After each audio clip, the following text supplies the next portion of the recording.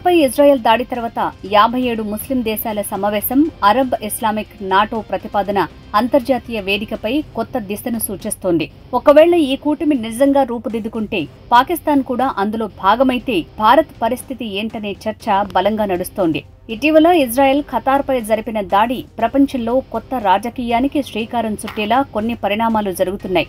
అందులో భాగంగానే ఇటీవల 57 ముస్లిం దేశాలు ఖతార్ రాజధాని దోహాలో సమావేశమయ్యాయి. ఇందులో ఈజిప్ట్, సౌదీ అరేబియా, ఇరాన్తో పాటు పాకిస్తాన్, టర్కీ లాంటి కీలక దేశాలు కూడా పాల్గొన్నాయి. ఇది ఖచ్చితంగా ప్రపంచ రాజకీయాలపై ప్రభావం చూపే సమావేశం. అరబ్ ఇస్లామిక్ నాటో ఏర్పాటు చేయాలనే ప్రతిపాదన ఈ సమావేశంలో రావటం ప్రపంచవ్యాప్తంగా చర్చనీయాంశంగా మారింది. ఏ ఒక్క దేశంపై దాడి జరిగినా తమపైనే దాడి జరిగిందని ఆత్మరక్షణ ఈ నాటో ఉద్దేశం. నాటో తరహా భద్రతను ఏర్పాటు చేసుకోవాలన్నది ఇప్పటి ఆలోచన కాదు. అరబ్ స్ప్రింగ్ తర్వాత ఉగ్రవాదానికి వ్యతిరేకంగా 34 ముస్లిం దేశాలు ఒక్కటవ్వాలని సౌదీ అరేబియా పిలుపునిచ్చింది.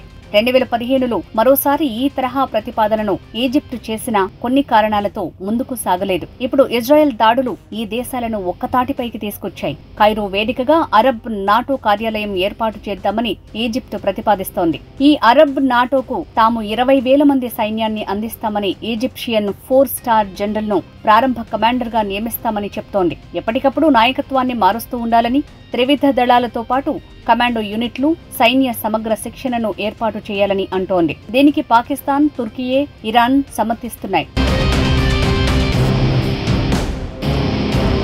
డిప్యూటీ కమాండ్ పాత్రలో సౌదీ అరేబియాను, నిధులు, అధునాతన సామర్థ్యాల కూర్పు కోసం యుఏఈ, బహ్రెయిన్లను బాధ్యులను చేయాలని ఈజిప్ట్ అనుకుంటోంది. Saudi Arabia, Turkiye, Iran, Iraq, Kuwait, Qatar, Egypt, Indonesia, Malaysia, Pakistan సహా 50కి పైగా దేశాలు అరబ్ నాటోలో భాగమయ్యే అవకాశాలున్నాయి. కొన్ని దశాబ్దాలుగా ముస్లిం దేశాలు ఎన్నోసార్లు పాలస్తీనాపై దాడిని ఖండించాయి. అయినప్పటికీ వెస్ట్ బ్యాంక్లో ఇజ్రాయెల్ ఆక్రమణలు ఆగలేదు. ప్రస్తుతం గాజాపై యుద్ధం చేస్తున్నా పెద్దగా స్పందించటం లేదు. తాజాగా ఖతార్పై దాడి జరిగిన తర్వాతే వారిలో కొంత కదలిక వచ్చినట్లు కనిపిస్తోంది. అరబ్ దేశాలు ఆర్థికంగా చాలా బలంగా ఉంటాయి.